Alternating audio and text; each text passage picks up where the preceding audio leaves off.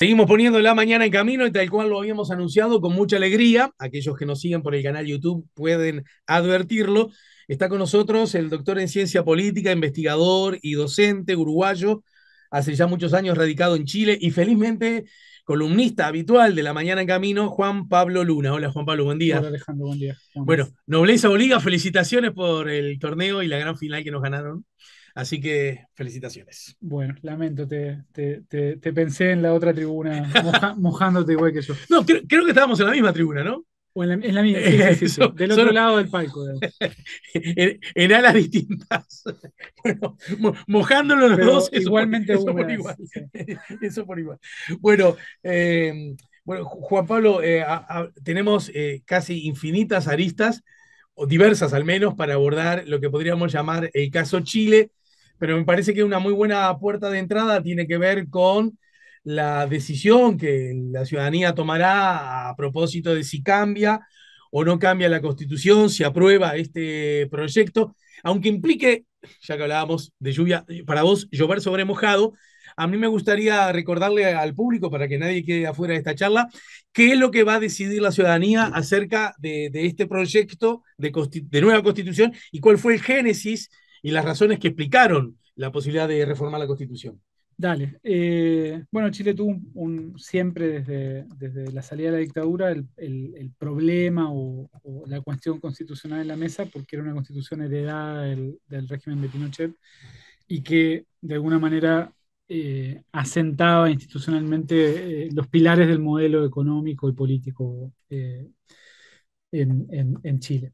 En el contexto del estallido y después de varios intentos de reforma constitucional anteriores, y a pesar de que la reforma del 80, la constitución del 80 se reformó Ujú. en los márgenes muchas veces, eh, como reacción al estallido, la clase política decide abrir un proceso constitucional donde había un plebiscito de entrada, se le preguntaba a la ciudadanía dos cosas, si quería o no un nuevo proceso constituyente y quién quería que lo escribiera, si el Congreso o el Parlamento o una convención especialmente electa.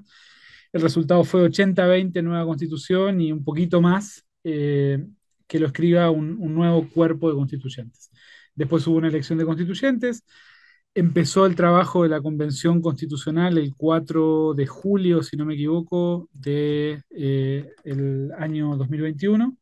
Sesionó hasta el 4 de julio del 2022, entregó un proyecto de reforma constitucional y ahora hay un plebiscito de salida en el cual la población tiene que decidir si aprueba el nuevo texto constitucional o si lo rechaza, y en el caso que lo rechace, sigue vigente la constitución actual. Esto va a ocurrir el próximo 4 de septiembre, ¿no es Eso así? va a ocurrir el próximo 4 de septiembre, va a ocurrir con voto obligatorio por primera vez en mucho tiempo, aunque es un voto obligatorio nominal. Nosotros acabamos de ver unos datos donde 3 de cada 10 personas se siente obligada a votar con el voto obligatorio, entonces hay todo un margen de incertidumbre de los pronósticos Perdón, ese 3 de cada, obligada que alcance tiene, como que le incomoda. que siente que le pueden cobrar una multa o que se siente obligada a ir a votar. 7 de cada 10 dice, a mí nadie me va a cobrar nada. Ahora entiendo, Ok. como que la obligatoriedad en realidad no estaría aplicando como tal, La, digamos. la obligatoriedad es más bien nominal. ¿Tá? Pero nadie sabe, en realidad, cuánta gente que antes no votaba puede llegar a votar por esa obligatoriedad. Entonces, vayamos en la última elección nacional, que no es obligatoria en Chile, ¿no es cierto? Ujú. Eh, ¿qué porcentaje del cuerpo Más, electoral? no lo tengo preciso en la cabeza, pero alrededor de un 55%. Y fue un aumento respecto a Y había, elecciones anteriores. e Sí, incluso había aumentado. sí. Entonces, diríamos que estamos en condiciones de augurar que no va a llegar al estilo uruguayo con voto obligatorio, superando el 80%, ni mucho menos, Yo diría un 60 y poco, pero digamos. que Sí, habría más sí. personas que van a votar con relación a la última elección. Sí, va a depender mucho de cómo se jueguen estas últimas semanas de campaña.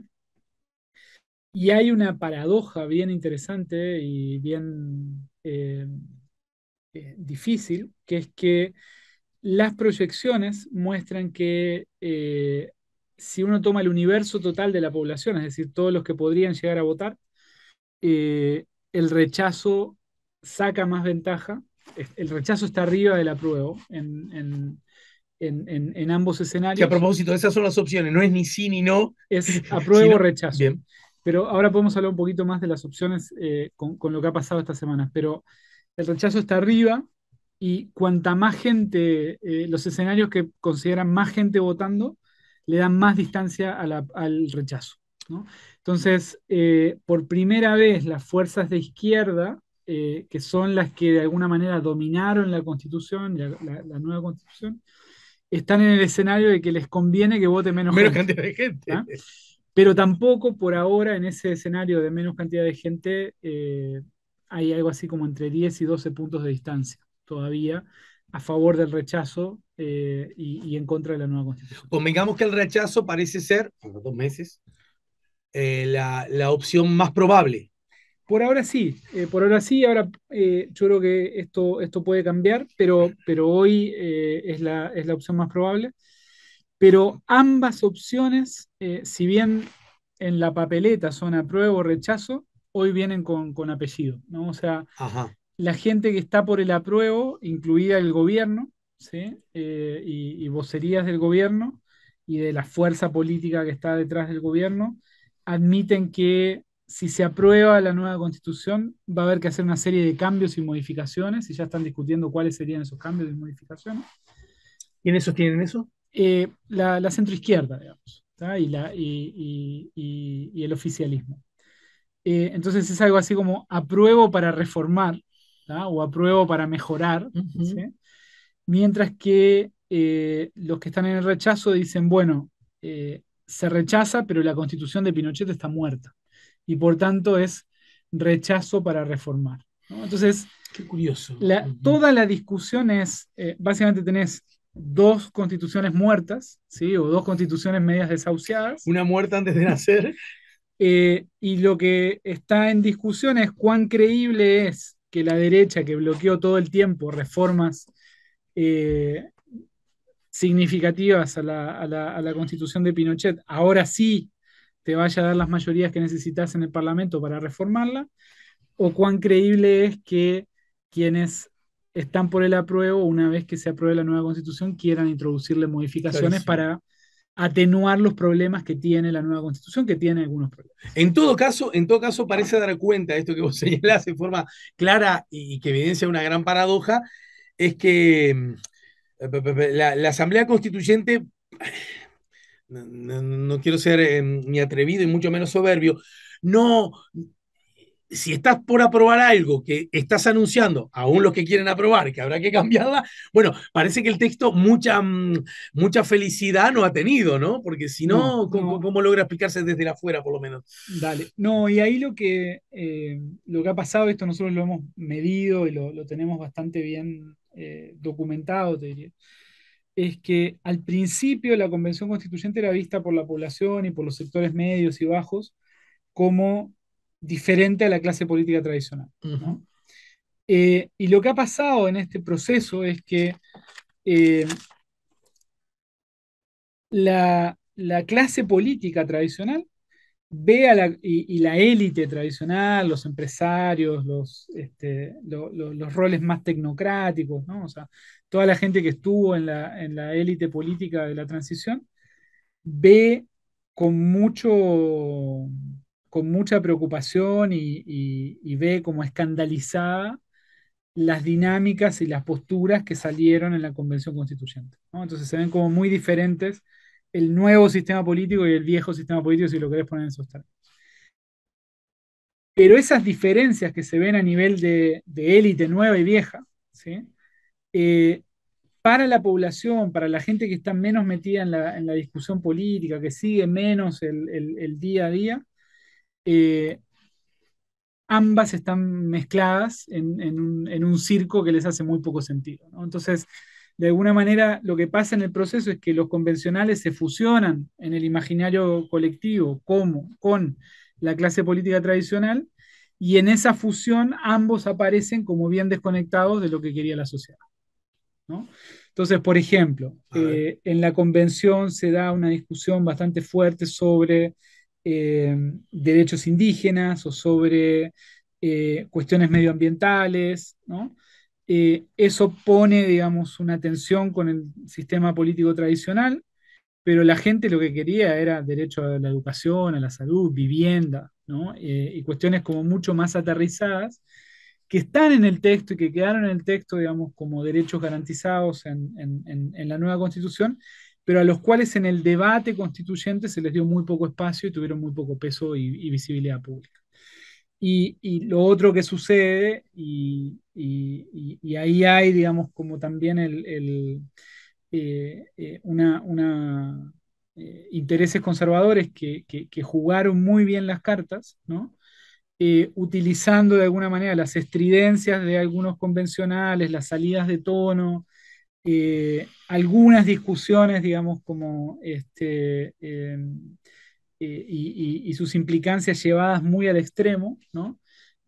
Para de alguna manera generar un clima de opinión donde la gente está con miedo, ¿no? Y está con miedo a la nueva constitución. Entonces, hoy lo que yo te diría que hay es un clima en el cual la sociedad está muy agotada después de la secuencia estallido, pandemia, convención. Es como algo así como no me muevan más el bote, ¿no? O sea, claro, claro. estábamos muy jodidos antes del estallido, pero la memoria en eso es corta, ¿no? Entonces, eh, estábamos muy mal, pero todo lo que pasó ahora, digamos, nos tiene peor, ¿no? Y en un contexto donde además el gobierno está teniendo que lidiar y no ha podido lidiar bien con una crisis de seguridad desatada, ¿no? En el Que ha sur, aumentado el delito, en el digamos. sur, en el norte, en las zonas metropolitanas, delito, crimen organizado, digamos, hoy hay comparado con el año pasado, hay un 33% más de homicidios, por ejemplo, ¿no? Delitos con connotación violenta en las ciudades, eh, el conflicto en la Araucanía, que está bastante difícil de controlar y de canalizar. Problema en el norte con todo el tema de migración ilegal, con bandas de crimen organizado, tráfico de migrantes, etcétera. Eh, Eso está generando, digamos, un clima muy negativo para el gobierno y a eso sumale inflación Claro.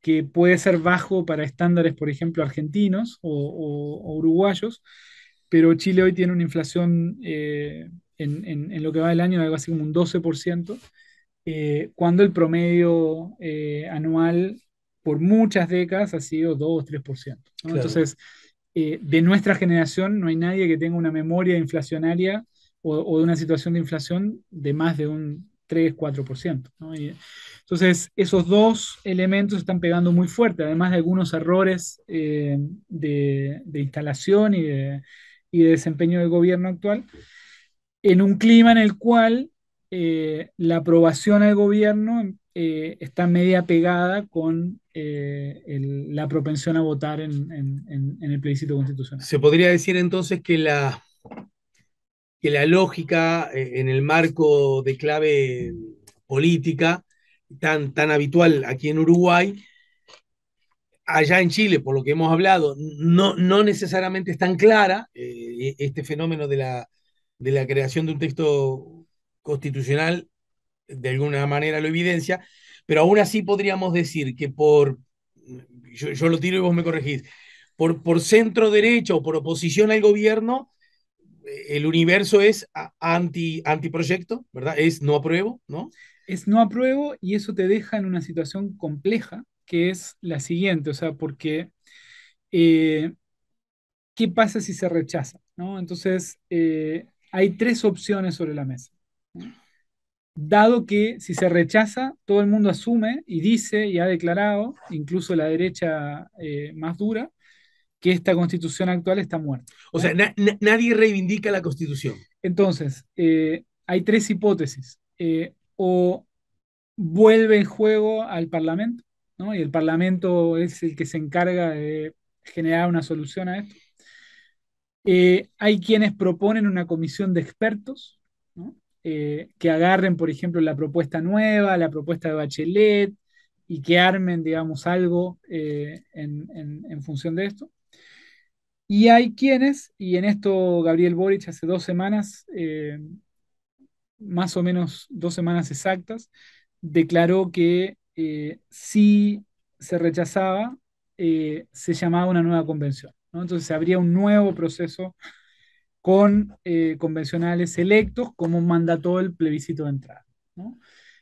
Hay quienes ven acá una jugada táctica de decir, bueno, le estoy subiendo el costo al rechazo, ¿no? O sea, si estás cansado con toda esta O sea, discusión, ¿no te gusta la sopa? Si mirá que se viene otro te plato. vas a comer otro proceso. Pero también es cierto que a nivel popular y social, tanto la legitimidad del Congreso como la legitimidad de una comisión de expertos sigue siendo muy baja, ¿no? Entonces, los senadores, por ejemplo, y los diputados actuales piensan que podrían, digamos, retomar el control del proceso constituyente y sobre todo los senadores que tuvieron un enfrentamiento con la convención, porque la convención en un momento planteaba suprimir el Senado, ¿no? Eh, entonces, ellos se ven ahora, digamos, como recuperando poder, eh, pero yo ahí no veo legitimidad, ¿no? Entonces, de alguna forma no tenés, y estás en un juego en el cual los mecanismos legítimos no te generan un texto aceptable para el establishment y para Ujú, quienes tienen ujú. resortes de poder importantes en la sociedad y por lo tanto también inciden mucho, digamos, en cuánta legitimidad puede tener ese texto. Eh, y quienes pueden redactar tal vez un texto más prolijo y constitucionalmente mejor terminado, tienen cero capacidad de legitimarlo frente a la población, ¿no? Entonces, no tenés ni texto ni mecanismo Mencionaste obvio para proseguir. en esa segunda opción, mencionaste algo del texto Bachelet.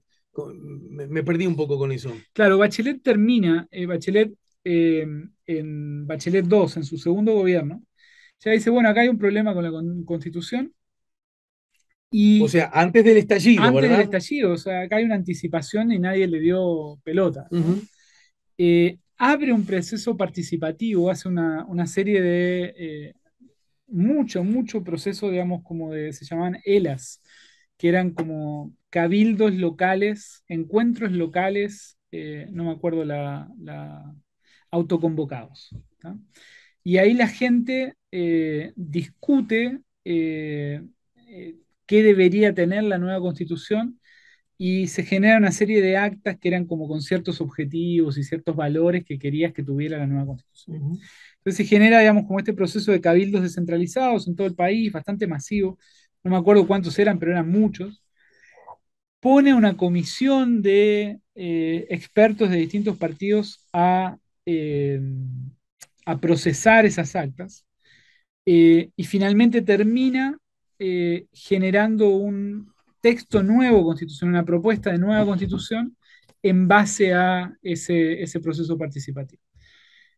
El problema es que Bachelet eh, estaba básicamente sin apoyo en el Congreso, estaba con la popularidad por el suelo, y lo que hace es 3 días antes o 4 días antes de que termine su mandato, envía al Parlamento esa reforma constitucional para que el Parlamento la vea.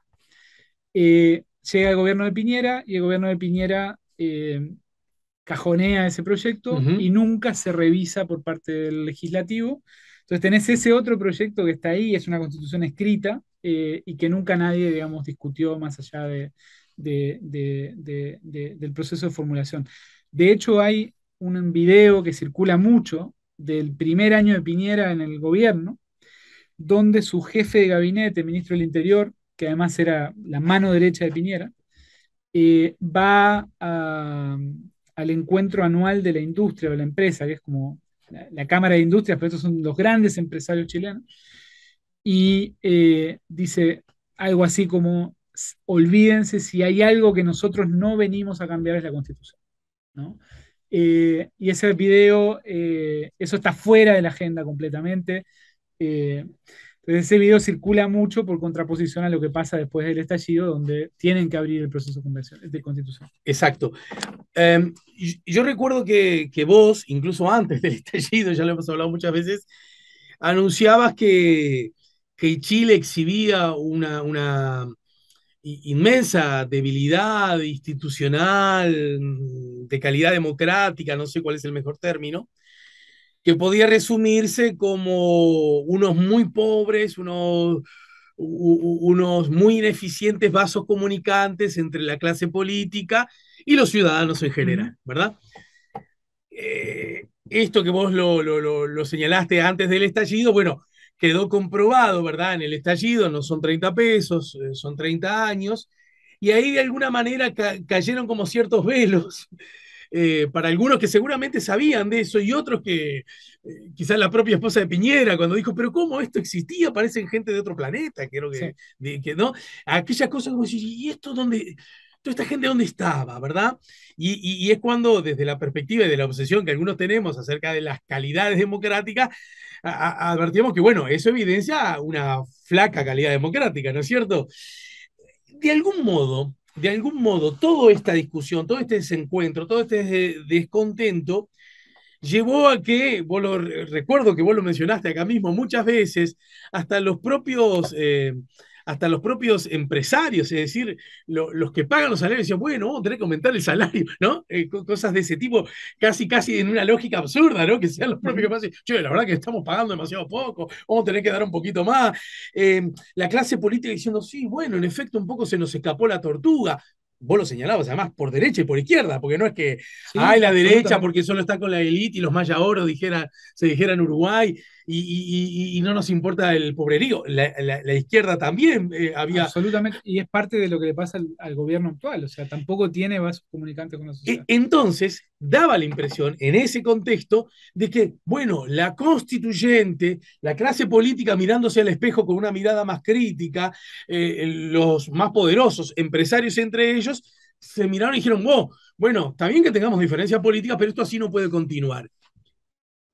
Uno miraba desde afuera con cierto optimismo ese proceso, algo así como decir, bueno, hagamos a la constituyente, escuchemos a los que no hemos escuchado, patapín, pataplán, armemos algo que de alguna manera se arrime más a un consenso más colectivo, más democrático, más republicano.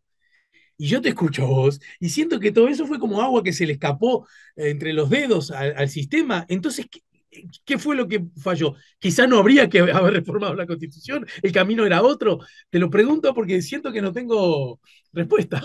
Mira, yo siempre argumenté pero estoy muy solo en eso, lo hemos argumentado con Fernando Rosenblatt en un par de columnas, que,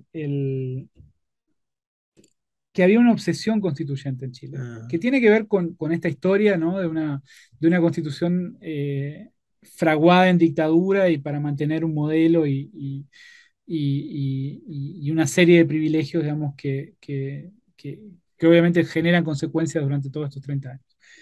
Pero nuestro argumento y nuestra visión, tal vez con un sesgo más uruguayo, ¿sí?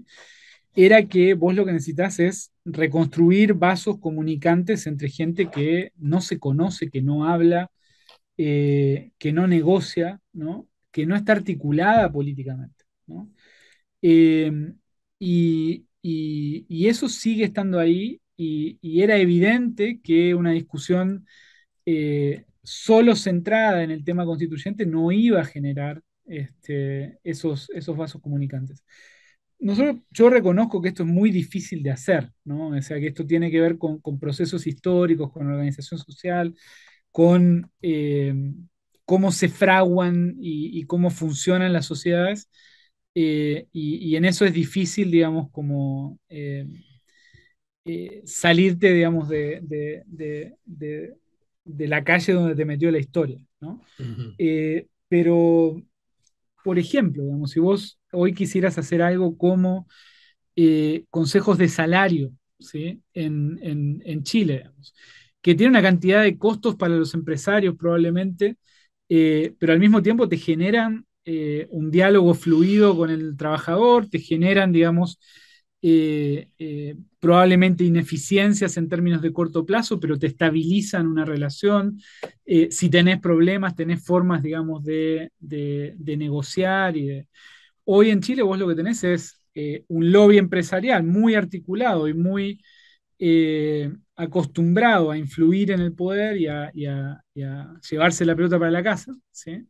Y enfrente tenés una ciudadanía que no está organizada y al mismo tiempo, y esto es lo interesante, y como la trampa, digamos, del sistema o del modelo, que eh, donde priman racionalidades individuales al punto que hoy los sectores populares, digamos, que se beneficiarían, por ejemplo, de un sistema de salud universal donde todos estuviéramos más o menos en el mismo sistema, te dicen, no, yo no quiero meterme en un sistema estatal, ¿no? ¿Y por qué yo tengo que pagarle mis contribuciones, tienen que pagarle la salud al de al lado si yo no estoy enfermo y el de al lado está enfermo, ¿no? Entonces, tenés una sociedad, digamos, muy fragmentada, donde priman lógicas, digamos, muy individualistas, donde hay demandas por bienes sociales eh, cristalizadas en el estallido, pero donde tampoco hay demasiada capacidad colectiva o voluntad de pagar el costo de eso, ¿no? Entonces, el punto es, bueno, o sea, eso no se discute, eso no se soluciona cambiando la Constitución. La Constitución es más bien letra muerta, ¿sí? En un contexto en el cual no tenés una vertebración social del conflicto y donde tenés, básicamente en términos políticos, andás a los bandazos, ¿no? O sea que haber apostado y haber acumulado las expectativas en la reforma constitucional fue, por decirlo menos, un tanto exagerado o ingenuo. Absolutamente, sí, sí. Digamos, nosotros siempre lo planteamos y lo pusimos sobre la mesa, pero como te digo, con muy, Rosenblatitud, por ejemplo. sí, sí, y también, digamos, en conversaciones con gente de gobierno, con sector empresarial, eh, y es bien, bien difícil, ¿no? De que esto, digamos, gane tracción, ¿no? Entonces, hoy hay un nivel yo no diría polarización, no creo que sea polarización, es más bien un nivel de crispación en el debate a nivel de la élite, en términos de apruebo o rechazo, que hace sentir a quienes debaten, ¿no? Y a quienes asisten a ese debate, que acá se nos va el país, ¿no? En la decisión del 4 de septiembre, cuando en realidad buena parte de la gente, ¿sí? Lo que quiere son soluciones a problemas concretos, soluciones a situaciones, digamos, de vulnerabilidad que van a seguir estando presentes bajo cualquiera de las dos constituciones aprobadas y que tienen poco que ver con mucho de lo que se debatió en este, digamos, como eh, debate constituyente. Al pasar vos dijiste algo a propósito del actual gobierno, que también luce con ineficiencias o Ujú. incapacidades para desarrollar esos eh, ya tan aludidos vasos comunicantes, ¿verdad?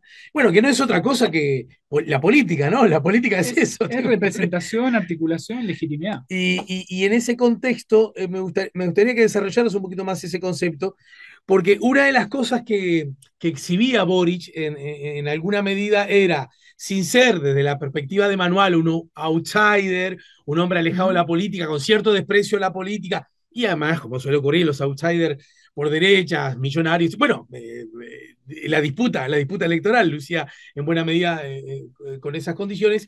Si bien, repito, Boric no tenía esa cualidad, también venía como exhibiendo, y me parece que genuinamente, la idea de que, bueno, yo vengo de otro lado, de la manifestación Ujú. estudiantil, sin los pesos ni los corsés que los partidos políticos, aún los de izquierda, pueden ejercer sobre mí, y por lo tanto estoy en condiciones de desarrollar armas más eficientes para encontrar justamente ese canal de comunicación y diálogo. Boric se puede decir que desde la perspectiva histórica acaba de asumir, ¿no? Sí. Pero aún así me resulta llamativo que de alguna manera ya digas, el loco no está generando eso que de algún modo explícita o implícitamente se reclamaba.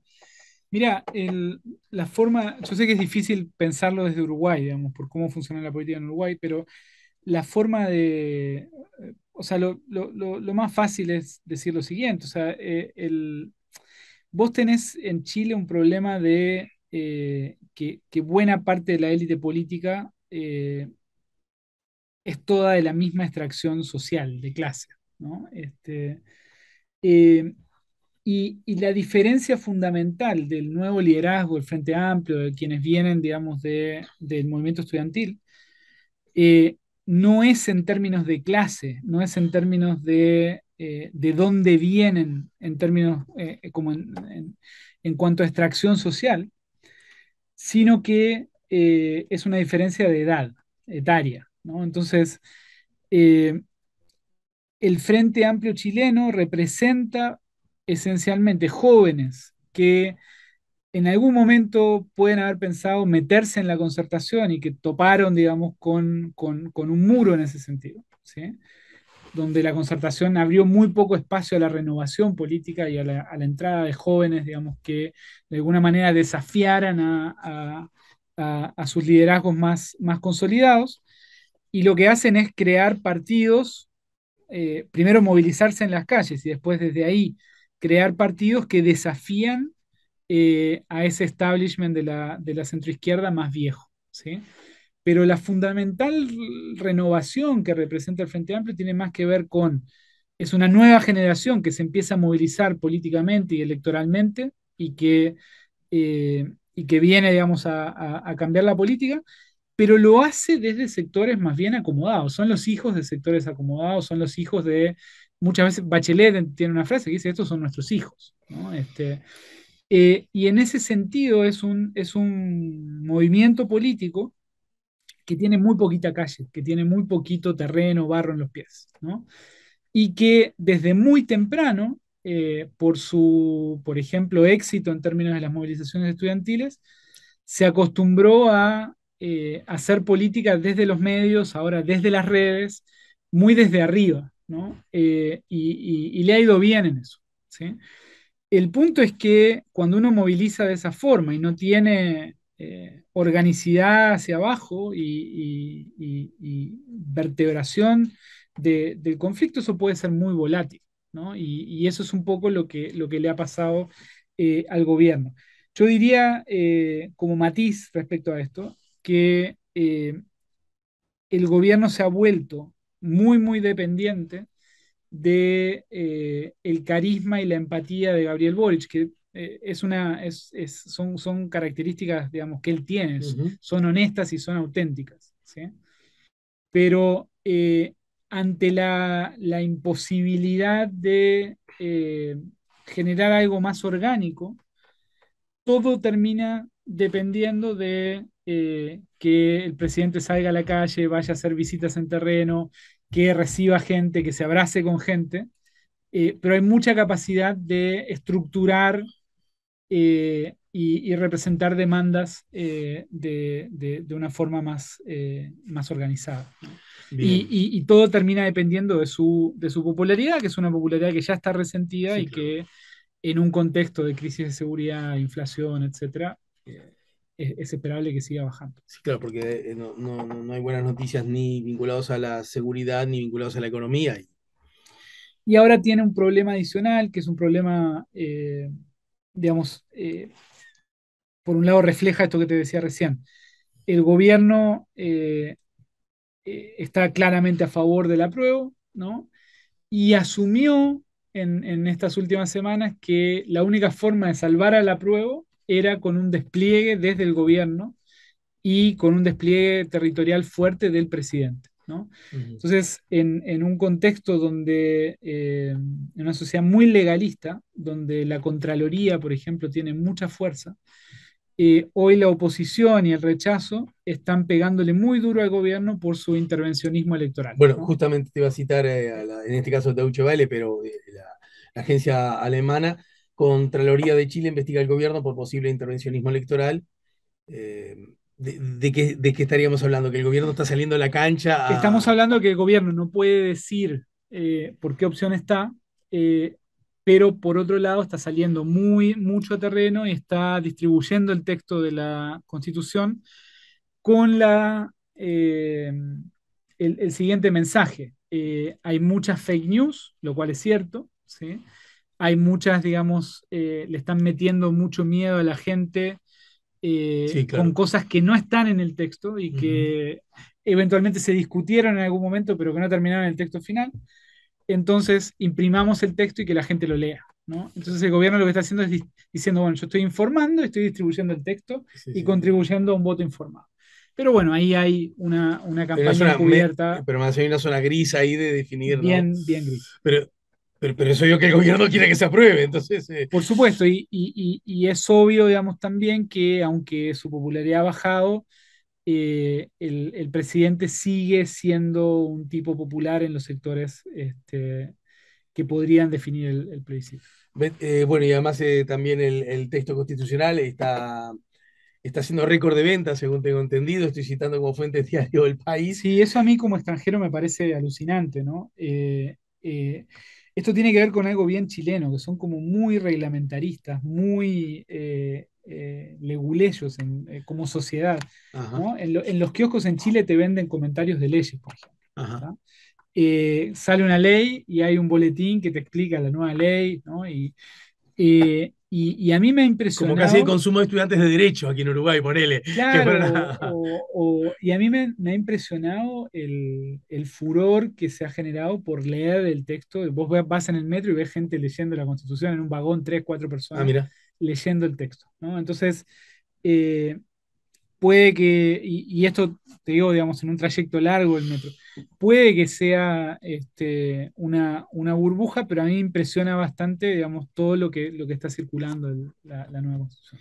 Bueno, Juan Pablo, de aquí a ese acontecimiento tendremos, y seguramente antes, muchas otras oportunidades y razones para que nos sigas ayudando a poner la mañana en camino, seguramente desde tu casa en Chile, Así es. ¿verdad? Y en todo caso, esta visita académica al Uruguay ha servido como linda excusa para que nos reencontremos presencialmente después de mucho tiempo. Así es. Gracias por el tiempo, ¿eh? Un placer, como siempre. Bueno, nos acaba de ayudar a poner la mañana en camino el doctor en ciencia política, investigador y docente.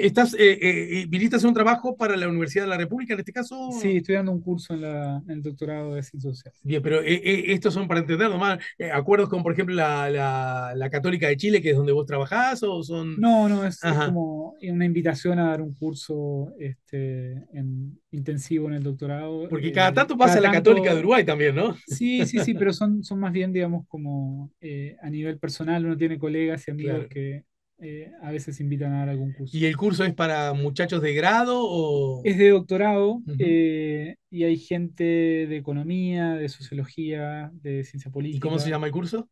trabajo social. Tenemos un problema, no le encontramos, No se llama el curso, sino... no le encontramos un título adecuado, pero es un título de métodos, es un curso de métodos, y la idea es cómo empezar a integrar y subirse, digamos, de alguna manera a la revolución del mal llamado Big Data Mm, en investigaciones académicas desde las ciencias sociales, ¿no? Y ahí hay como muchas oportunidades y también bastantes tensiones de cómo hacer eso y hacerlo bien. bueno, muchas gracias otra vez. Nos ayudó a poner la mañana en camino Juan Pablo Luna. Ya venimos. No, no se olviden de suscribirse a nuestro canal, ¿eh? Canal YouTube La Mañana en Camino.